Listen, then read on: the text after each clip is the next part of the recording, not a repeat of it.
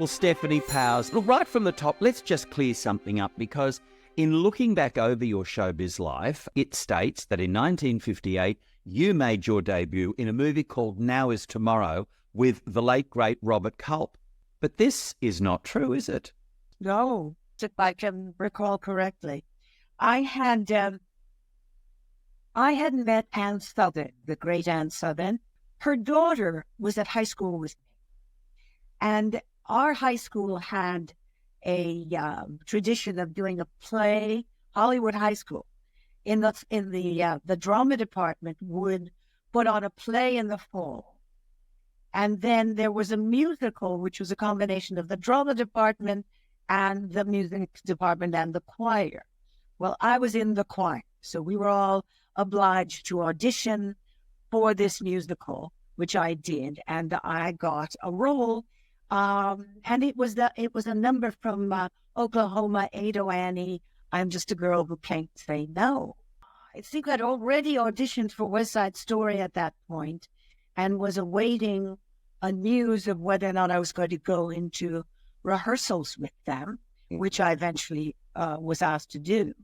And Anne Southern came to see the show at the high school because her daughter was also in it. And afterwards, she came backstage and I met her. What a joy. She had a television series that was very successful, half-hour comedy called The Anne Southern Show. And she said, well, if you're going to take this seriously, maybe we could find a part for you on my show. And she gave me, and the director that she was with was a lifelong friend, became a lifelong friend. His name was Otto Lang. And he was directing a lot of her shows. And he had directed a lot of films in the 40s and 50s. And so he gave me his card. She gave me a number to call. And then we all went away. And I went to work on the rehearsals of West Side Story. But I was just 16 at the time. So I wasn't able to be there without some restrictions. I had to have my parent there. I couldn't work more than X amount of hours. Well, after 2 months of rehearsal, that was too much for them. My part wasn't very important. It was one of the Jets, the girlfriend of the man who sang, cool, cool, easy, cool. And so I was hired. And as I was sitting at home, my mother said, well, why don't you call Anne Southern? And I said, all right. And I did a little part on her show. As a kid, you dreamed of becoming a professional ballerina. There is a photo of you in ballet class with Natalie Wood and Jill St. The three of you wound up married in one way or another to Robert Wagner. But it only points out what a small town Hollywood was. Everybody knew everybody. And even if you weren't in the industry, somebody you knew was. And it really was that small a town. So it sort of wasn't unusual that the best ballet class for young girls or for anybody in Hollywood was with a ballet master called Michel Panayev, who had been with the Ballet Russe. And he had a kiddies ballet company. And then he, of course, had coached and choreographed for some of the best dancers in the industry. So that's how that happened. It wasn't so odd in a funny sort of way, except that we should all be so closely related through Robert Wagner. West Side Story was another connection to Natalie Wood. What was that feeling like as a 16-year-old? So you're hired, you're fired. How did you feel when you sat down with your mum and explained that story? You know, what went through your mind? Well, I was broken-hearted, obviously. But at the time, I met someone at the studio who asked me to be in a movie. And so it was much later that year that we actually did that independent film. So it all started to happen very quickly. And then in the 60s, your life really became this blur. It was kind of like movie after movie. It was TV guest appearance after TV guest appearance. You really were very busy, weren't you? Well, I wasn't that much on television because when I went under contract to Columbia Pictures, I couldn't, I had to be exclusive to the studio. I couldn't do television. In those days, the studio system was still very much alive. And they all the moguls that created Hollywood all felt that, well, if you could see them for free on television, you're not going to pay to go see them in a cinema. It wasn't until after about, I think it was 60 movies, that I was in England visiting my fiance, who was doing a little movie called 2001: A Space Odyssey for that little director, Stanley Kubrick. And I was on the set every day and having such a good time watching this amazing movie being shot and all the innovations. And I got a phone call from my agent saying, "You've got to come back here because Columbia has sold your contract to MGM and you now belong to MGM." So I was sold to MGM in order to play the title role of the girl from U.N.C.L.E. Which was really quite the milestone, the landmark, because you became the first woman to star in an hour-long primetime TV series. I guess it was before women's lib. It was before the issue of women starring in an hour-long television series. I wasn't that much of an issue because the show was so successful as The Man from U.N.C.L.E. And so the girl from U.N.C.L.E., I guess, was, they just seemed to think it was natural. I never worked so hard in my life. We were in, Noel Harris and I were in every single show. And in those days, we did a full season, which was, 29 episodes. 29-hour episodes. And we did them in 6 days. I noted that a fan found an April Dancer doll. And they found a doll? I never got one of those. You know, they merchandised them not in California, and we were not, we were just contract actors, They didn't include us in any of the merchandising as they would today. Right. And I never got any of that memorabilia. I'd love to see it. There's the doll. Oh, my God. Oh, my God. It's really quite interesting how different the world is now. How nobody would even venture to capitalize on anybody else without making a contract and having it all stipulated how much the royalties would be, and then you pose for something, and none of that was done. None of that. They owned you, the studio owned you, and therefore they could do whatever they wanted with your likeness, with your... It's a far cry from today. Yep, clearly they did whatever they wanted to. Today, of course, you'd be buried under an avalanche of lawsuits if you tried to get something like that. I have to say you did some incredible movies. Tammy Tell Me True with Sandra Dee, wasn't it? She was so luminous on screen, Stefanie, but then when we got to hear her story, it was just so sad in so many ways. I was in 2 films with Sandra. One was with Bobby Darin after she and Bobby were married. If a Man Answers, that's right. And she was very, very nervous and very high-strung.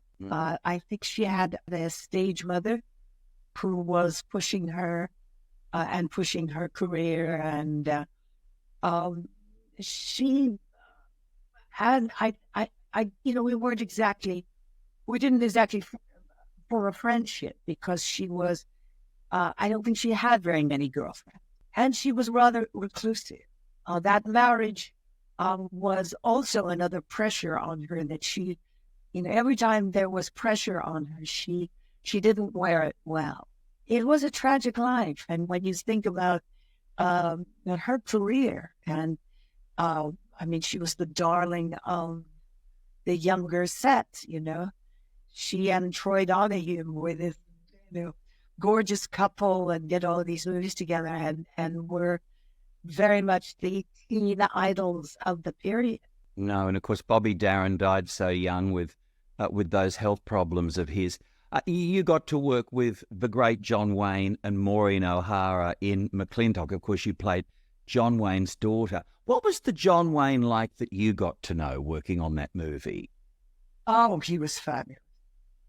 He was, first of all, he was a consummate professional. He made it all look so easy, but it wasn't easy.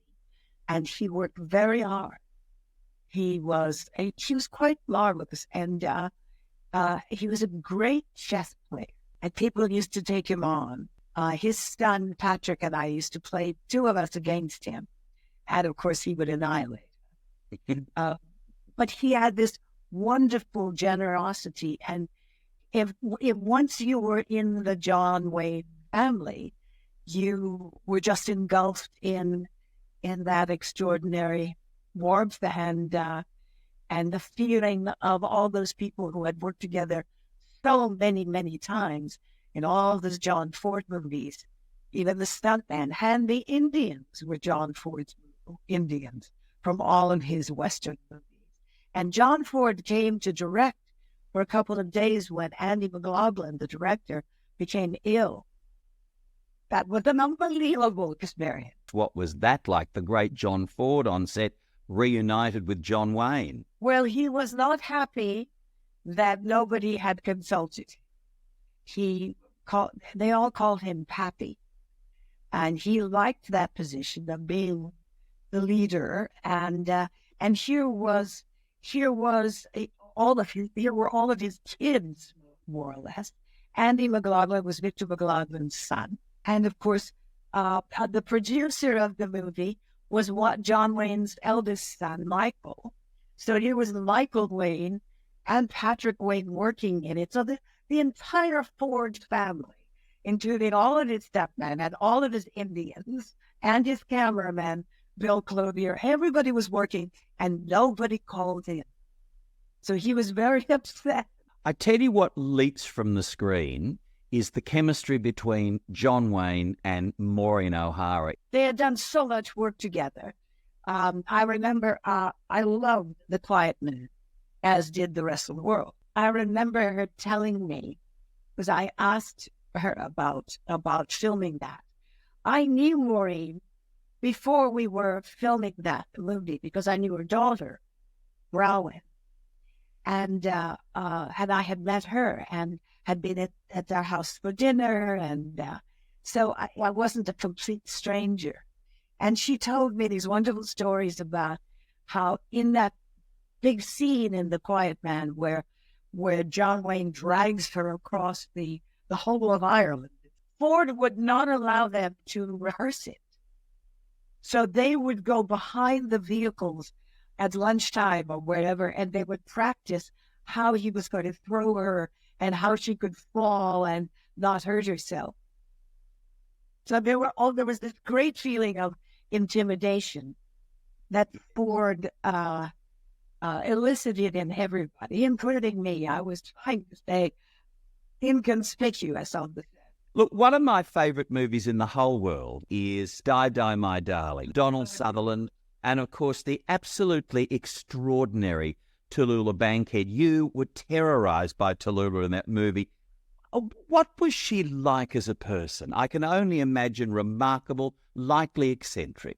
Well, this isn't an X-rated show, so I don't know. No, nothing could actually give you the full flavor of what it was like to know Tallulah.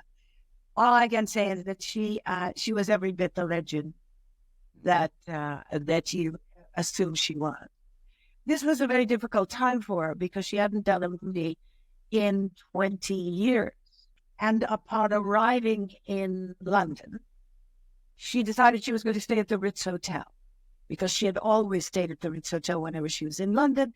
And she had some of her greatest triumphs in London in the theater. So unfortunately, at that point, the Ritz Hotel had changed hands and it wasn't being maintained to her. And the stairs that led up to the entrance to the hotel had brass plates on the edges of the steps, and they hadn't been maintained too terribly. So as Tallulah was arriving, looking absolutely magnificently dressed for the occasion, she was arriving off the plane, and she tripped going up the stairs and fell backward. And the paparazzi were all there, and they'd made sort of going, gone photographs on the cover of newspapers in London, and were showing her falling flat on her rear end.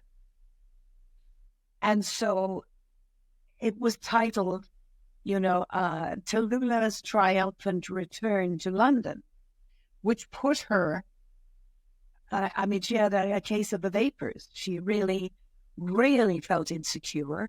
It shook all of her resolve, and she was a pretty tough cookie, but she went down for the count. She became ill, they had doctors, she lost her voice. So what happened was there was nothing wrong with her. It was her confidence. She'd lost her confidence.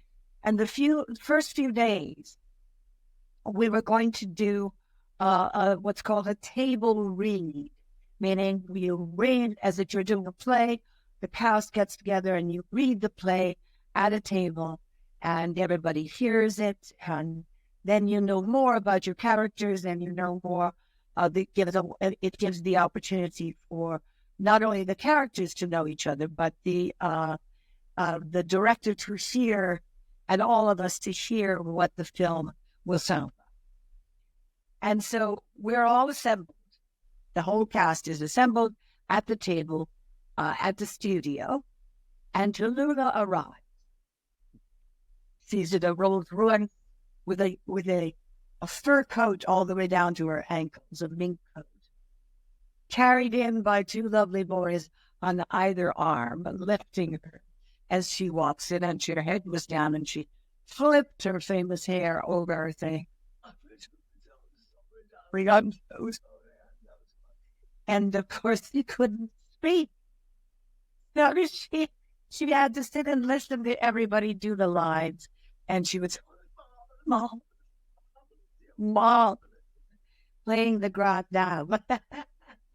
And then the strategy that the director used was that when we started filming, he would invite her to come to the set and get makeup and hair and wardrobe at a very civilized hour, and then break for lunch while we were all filming. And then she'd be touched up after lunch, and she'd be the first shot after lunch, and it would be a long shot, her in the distance, waving from a window or going out from here to there, and there would be only one or two shots, and then she'd say she'd be dismissed, and she could go back to London, to the Ritz. Well, this happened for 3 days, the first 3 days. And the fourth day, at lunchtime, we all decided to go see what's called the rushes, which are the previous day's filming. And she had to sit through everybody else's work and only see one shot of herself waving at the distance. And this was so clever on the part of Sylvia Norizana, who was the director, that it really brought back her competitive spirit. Mm-hmm. And all of a sudden, her voice returned magically, and she was back. And she was extraordinary, truly an amazing talent. And she liked to refer to everybody in their character name, did she? I was Patricia Darling. She was in the dressing room next to mine, and she would bang on the wall and say, "Patricia!" And I'd have to come trotting over, and inevitably, she would be on the toilet with no clothes on. As I would walk in, well, I wasn't quite prepared for that, but I will never forget that. You scored brilliant reviews many years later in 2013 for a play called Looped, The review said you were like the reincarnation of this remarkable woman. I was asked to do that role first because of the connection, because the play was literally about the film we had done together, which was a slightly fictionalized event in a dubbing theater where Tallulah had to do one line in one of those long shots where she was walking out and going from point A to point B. And she had to loop, which is what it's called, overdub, one line. And the story unfolds in the play that, of course, she was about 6 hours late, and she was quite in her cups. And that's what the play is about. Unfortunately, the play had some wonderful one-liners. It had a lot of really cryptic remarks that Tallulah might have said. But it failed in the sense of it having a beginning, a middle, and an end for all the characters, so that when you go out of the theater, you're not just seeing an imitation of somebody who was a famous character. You maybe would have felt if the characters had been better developed or the story had been stronger, that there would have been a reason for the play. And unfortunately, I think the reviews mentioned that as well. So when I turned the play down initially, and a very dear friend of mine, who also was a cancer survivor, as am I, at the time, and we had gone to the same doctor for her first cancer operation and my first cancer operation. And it had been the same surgery. We occupied the surgical wing at that hospital 4 days apart. Is this Valerie Harper? Yes. We saw each other through all of the post-cancer therapy and scans and all of that. So we became closer as friends than we had been before over a very serious, for a very serious reason. And when she took the part, she decided to take the part, she called me and asked me and said, "Why did you turn it down?" And I said, "Because I think that there are some, I don't just want to be doing an imitation of Tallulah because I worked with her. I would like to see a little bit more development in the play." She said, "I know, but we're going to fix it on the road." And they were on the road with the play for about a year before they opened on Broadway. She was wonderful. She was marvelous. She really was. She got great reviews. She got nominated for a Tony Award. And she called me and said, "My cancer appears again." And she said, "But we booked a 5-week tour with our own money. And if we don't do it, we stand to lose a fortune. Would you do it?" And I didn't even think. I just said, "Absolutely, yes, absolutely." I didn't realize that I would have 6 days of rehearsal. You remain very friendly with Tallulah Bankhead, and I understand that you chat on the phone from time to time. And it wasn't too long after that she, I think at 66, passed away. Well, Tallulah had the very special hours that you could speak with because she'd watch the soap operas. So she would watch all of what she called her friends in the morning, and then she'd break for lunch or what have you. And then there was an afternoon session. So you always had to catch her at the afternoon session. And that was when she opened the doors to this coterie of people who would come in and worship at her feet. So I would call, and her housekeeper, who was this lovely woman from Alabama, I think her name was Florence, and I'd say, "Florence, it's Stefanie Powers. Is Miss Bankhead available?" And she said, "Well, I'll just sing." And I could hear her in the background saying, "Oh, Mr. Bankhead, it's Stefanie Powers on the phone." And I could hear, "Bring the phone."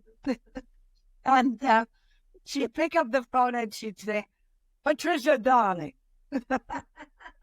Oh my gosh. When you were making Dido, my darling, would she tell you wonderful stories of her showbiz life, working with Hitchcock in Lifeboat? And No, we didn't. We didn't. Other people would tell stories about those events.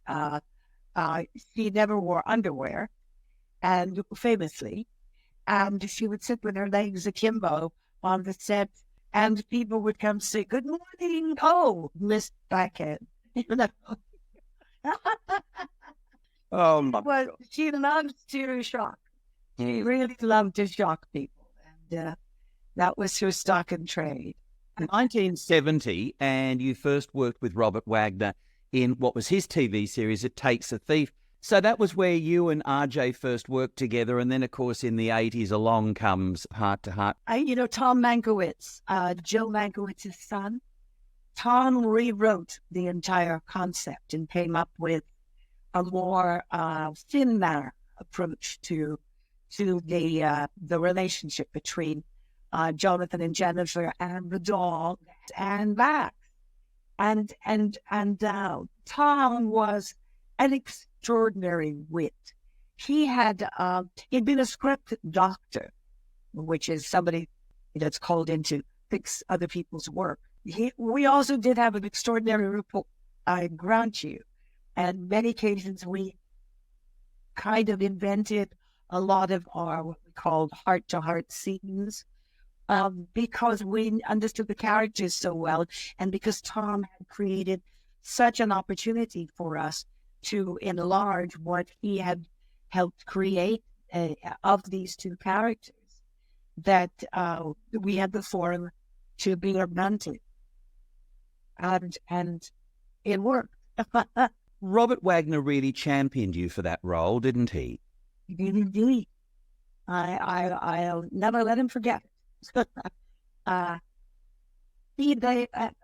mean, with all due respect, and she's a friend of mine, Lindsay Wagner was under contract, and they thought, maybe they would do NBC. Said, maybe we'll do Heart to Heart with Wagner and Wagner.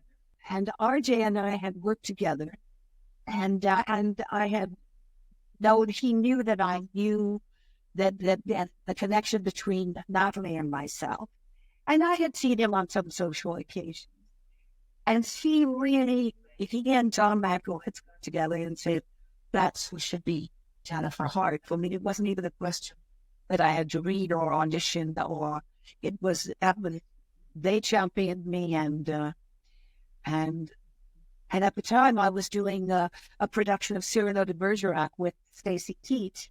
And we were opening in San Francisco prior to going to Broadway. And so I remember the night of the telephone call between Robert Wagner, Tom Mankiewicz, and Aaron Spelling. And I said, well, what do I have to get, I would love to do this pilot, but I've always wanted to go on Broadway. And Aaron Spelling said, well, there might be a newspaper strike in New York. And the newspapers were threatening to go on strike. I had no idea about it. And indeed they did. And it's the greatest newspaper strike I could ever have dreamed about, because I was able to do the pilot of Heart to Heart. You and Robert Wagner, not just absolutely brilliant on screen, but also remain great friends off screen. And I know he recently turned 94, and there's that lovely photograph of you two together catching up. You know, we speak on the phone, but he lives in Aspen, and I live all over the place, including in East Africa. And so this was a fabulous opportunity to actually get together, and he still has that amazing twinkle. I think it shows it in that lovely photograph. Lionel Stander too, of course. People don't realize he had this stellar career, I think, over 70 years of it. He was an extraordinary man. You know, he produced a great deal of in the theater on Broadway. And I remember there was some sort of somebody mentioned that there had been some sort of a record that Lionel had either produced directed or was starring in a play on Broadway simultaneously. He also had an illustrious film career in the early days, his early days. And then he came unstuck because during this dreadful time, which was called the McCarthy period, through the witch hunt in Hollywood for people who had any connection to the Communist Party, because we were on the verge of the Cold War, and we had just finished the Second World War during that period of time in the 1950s. And he refused to testify.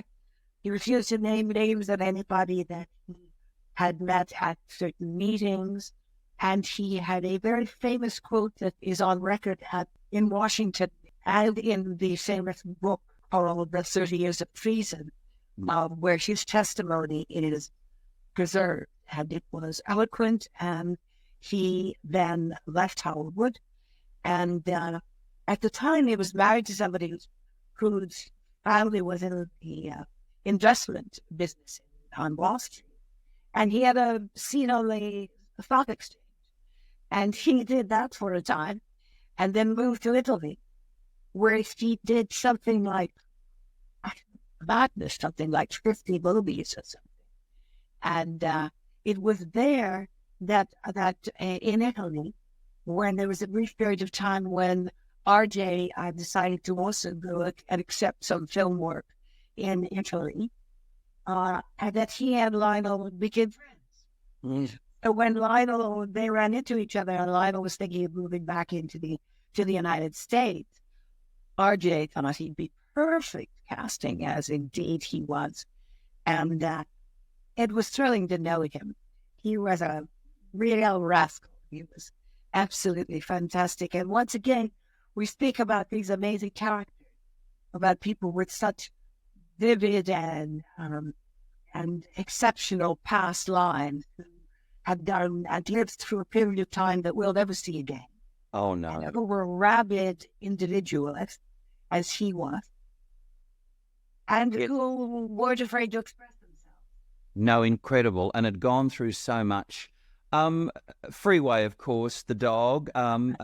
What was Freeway like? Oh, thank God for people rescuing dogs. I had rescued lots of dogs. He was on death row at our shelter, and the trainer picked him up, thank God, and trained him, and he was the sweetest dog. We could never get him to bark or growl. We always had to dub in his barking because he just couldn't. He was so sweet. He didn't have that vicious bone in his body. Stefanie, you look at your life, and it can sometimes seem like a magic carpet ride of extraordinary opportunities and just wonderful life experiences. And then there's the flip side to that, and I'm talking 1981, a crushing year for both you and Robert Wagner. You're in Hawaii making Heart to Heart, and you get the call that the great love of your life, William Holden, had died. Well, and Natalie died 2 weeks apart. But we had to go back to work because we had an obligation, and we had to finish the show. And he held me up, and I hope I accomplished the same for him. When I read your memoir, One from the Heart, you showed a completely different side to this remarkable man, because he was constantly being framed as somebody with bottomless demons and chronic alcoholism, but yet, as you write, for the 9 years you were together, he was sober for 6 or more of those, and you both enjoyed some incredibly wonderful times, didn't you? Magical times. We had just tremendous amount in common. Our curiosities, our desire to travel to unusual places, get bitten by all kinds of bugs, and there were other more intimate connections. Plus the fact that, interestingly enough, he had been under contract to Columbia. I had been under contract. He was, I think, 19 or 20 years old. I was in my teens as well. All the people that he grew up with in the studio system were already adults and in power when I entered the same studio. So there were lots of similarities, and obviously the people that were in the industry that he excelled in and grew up in were the people, the very bastion of what made Hollywood great. So of course I knew who everybody was. It wasn't as if we were speaking different languages. We shared this love of Africa. He had created the first ever game ranch for the preservation of species. He bought the game ranch in 1959 when nobody had the word conservation in their vocabulary. And what he wanted to do was to build an education center as a component of the species-specific conservation that was ongoing on the game ranch. And so as a memorial to him, I created the William Holden Wildlife Foundation in order to build and endow that education center, that it would go on in perpetuity. I don't think either he imagined, I certainly didn't imagine, that we would have reached the kind of proportions that we have reached as of today. I mean, our average year, this has been going on since 1982, we host 11,000 students a year at our main education center. And through our outreach program, we deal with another 6,500 people of all ages. Our mission statement is wildlife conservation through education and alternatives to habitat destruction. And not only that, but 43 years since his death, you have continued his amazing work and, as you say, establishing the William Holden Wildlife Foundation. I mean, he must be smiling somewhere about all. Knowing his sense of humor, I think he would, the one thing I think he would get the biggest kick out of. Yes. And after 80 some odd movies and Academy Awards and all of that, that what he's known as now is the William Holden. He's referred to in Kenya as the William Holden, as an institution, not a person. How can people help? Oh, well, that's music to my ear. They can help by looking at our website, which is our initials, whws.org. And there's a lot of information there. There are lots of updates from various projects that we are doing and that we have. We have a myriad of projects that people can participate in on many different levels. And I hope that whoever is interested after listening to this program might find something of interest that catches their eye. We referenced your book, One from the Heart, and you talked about the fact that you've dealt with some health challenges, talking about Valerie Harper, and you were both going through cancer at the same time.